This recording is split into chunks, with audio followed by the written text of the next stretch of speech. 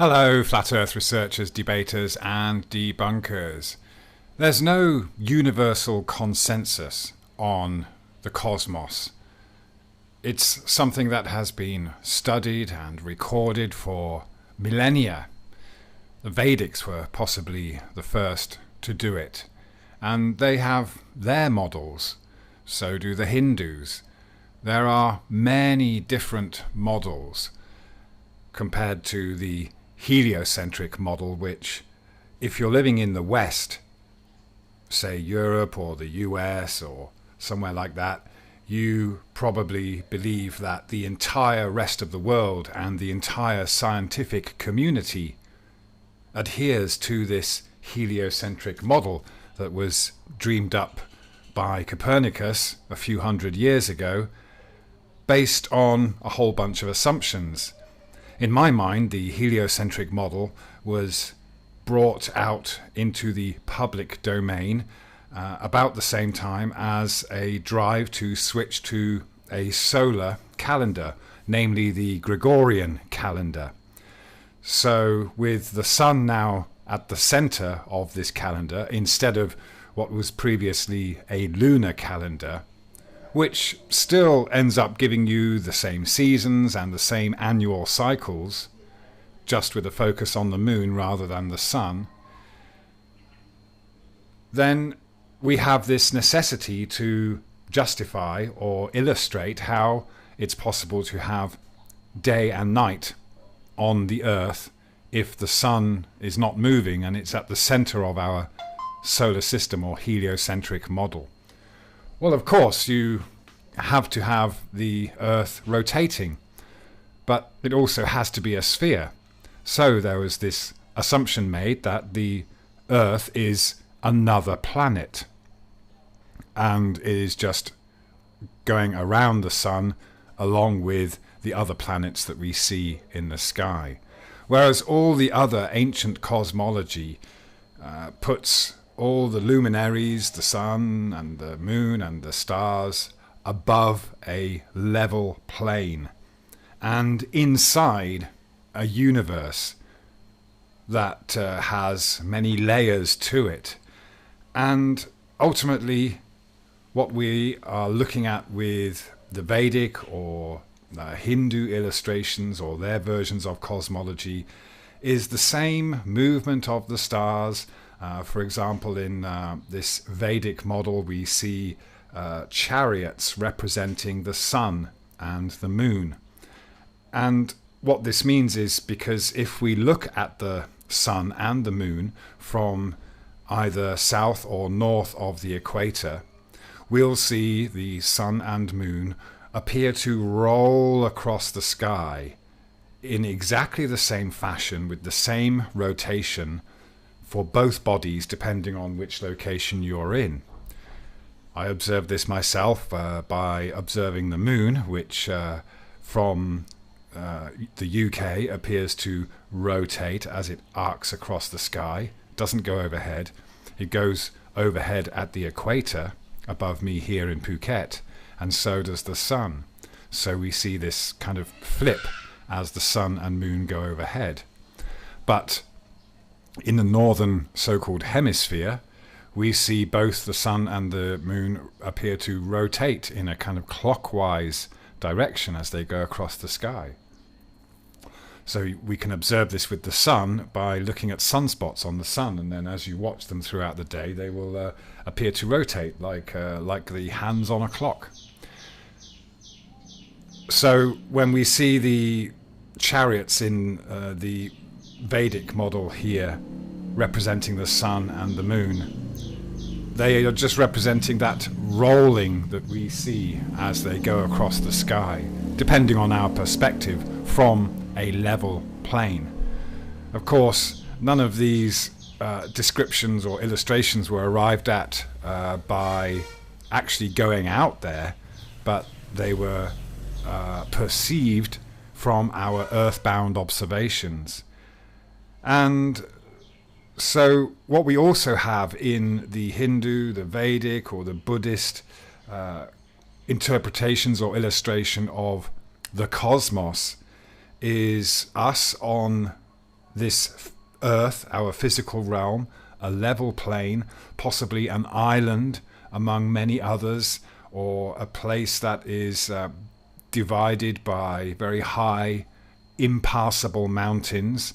And these models combine what we observe as well as the kind of spiritual steps that we are taking as incarnations of consciousness. And so where we are right now is just considered as a time and a place for us to be having a certain experience on a path that our individual consciousness is taking as part of a larger consciousness. So ultimately, whatever illustrations or descriptions are used to represent the cosmos in Vedic or Hindu cosmology, we also have places such as Angkor Wat, which appears to represent the cosmos, the layout, a blueprint, as it were, of the cosmos. Again, with this intermingling of the metaphysical, more spiritual aspect of our life experience and consciousness. So all of these models are very different, and they each have their own unique characteristics, but essentially whatever gods or deities they want to use to try and illustrate this idea or perception of the universe, it's all about consciousness and the universe basically being born out of consciousness and the spreading of light. So we in the heliocentric so-called science of the Western cosmology, or the modern Western cosmology, we have an explosion, a big bang from nothingness for no reason. And we have this idea that the physical universe somehow formed out of nothing for no reason, and eventually life developed, again with no real particular reason or purpose, until at some point we must have become conscious beings. But if we look around and we use our real life experience, which is on the face of it a very esoterical thing, what we see and experience is consciousness, and that become thoughts and energy that we manifest in this physical realm. Everything that we have comes from what is materially nothing, but that immaterial thing is consciousness. So there is intelligence, there is consciousness playing a role and manifesting this reality. So we look around and everything, every living being, every animal, every creature is sentient. And we can also include plants and trees, and the earth herself is alive or is born out of consciousness or intelligence. It doesn't matter whether it's 1 million or 1 billion or 1 billion years old, or whether we even consider that evolution is a part of it.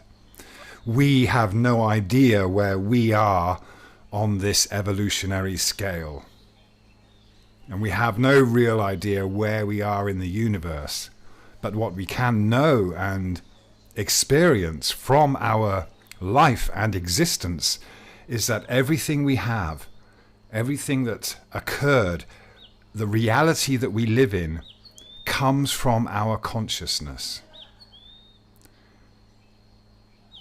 And for the Vedics, their vision of the cosmos was arrived at through meditation, as well as, of course, looking up at astronomy.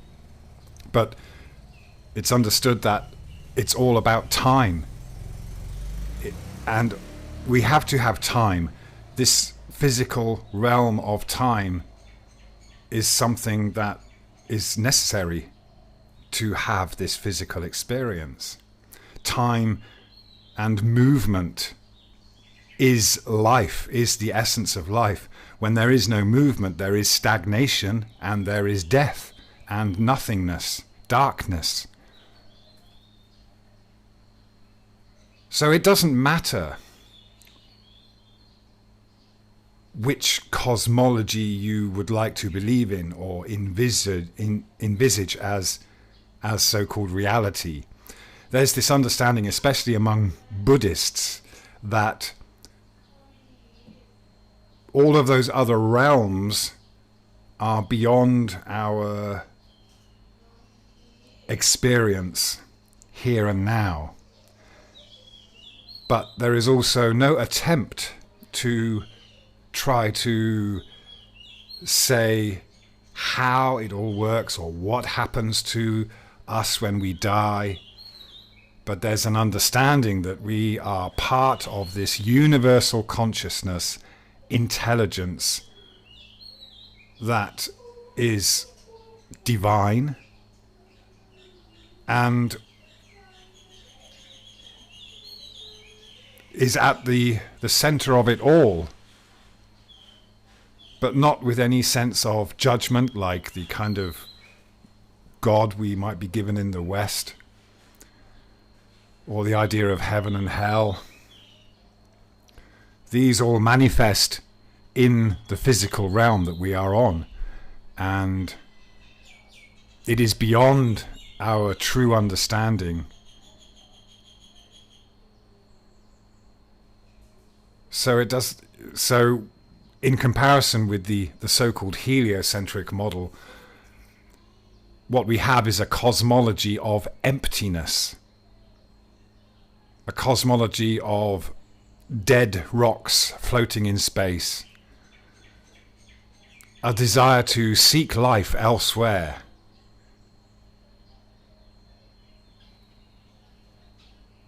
But at the same time, we're being told that there is no purpose, there is no meaning to the cosmology that we have. That's no different to the ancient Vedics from thousands of years ago. Nothing has changed in terms of what we see going on in the sky.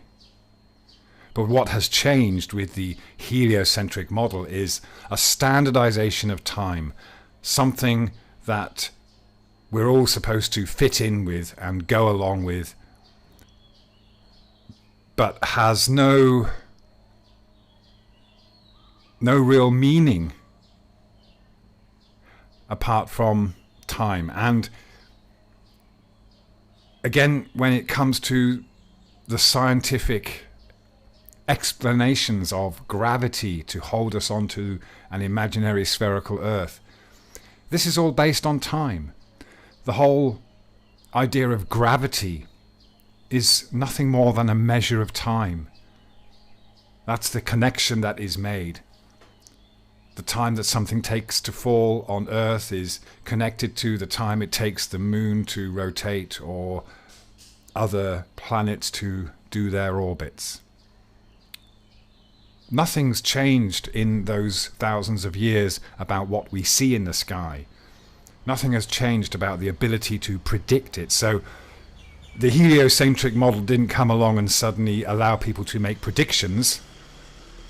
The heliocentric model was made and created because of thousands of years of record keeping and predictions that were accessible to these mathematicians that didn't discover anything new. They just used existing cosmology to create a different model, a different interpretation. As I said, to me it appears to have been based on the Gregorian calendar. And at the same time that we have the Gregorian calendar coming out and the heliocentric model being pushed, we have advancements in printing. And so we can see just how easily consensus was reached, or maybe it wasn't easy in those days. Maybe it was tough to, maybe it had to be some real push to get everyone believing or going along with this heliocentric model. We don't know, we weren't there. Now to us it's just a blip on the linear history that we are taught. But it could have taken decades or generations to persuade the modern world to adopt the heliocentric model. But so that was, consensus was manufactured from a desire to have a timekeeping mechanism for the entire world, or the commercial world that was coming forth at that time. So when we're arguing about models, we are arguing about something that no one can ever prove, but can only ever refer to observations from this earth. But the thing is, the heliocentric model gives nothing to us, nothing to aspire to, nothing to aim for, no purpose, no direction. We become lost in the void. And we can see in the past year or so just how easy it is with mass media to create and manufacture consensus and keep a certain narrative alive while suppressing others. It's that easy to change people's minds and change entire cultures, entire belief systems, just through repetition, saturation. Of course, the one thing all of these other Vedic and Hindu models have in common is a level earth that is just one piece among many other places, many other planes of existence, and many other levels. So it's considered that it's like a game. We have to go through this stage that we're going through now to get to another stage, and so these gods and angels, or whatever you want to call them, they represent levels of achievement, as it were, in consciousness. So maybe the universe is simply consciousness having an experience, and when we take up this life in a physical realm, we are playing a role in a certain game at a certain stage, and there is an aim to go to another level of consciousness, another level that is just beyond what we can see or experience here, and it's beyond explanation, really. It's beyond anything that we can ever reach until we leave this place. Again, I'm not saying that this is the truth. I'm saying that all the other cosmologies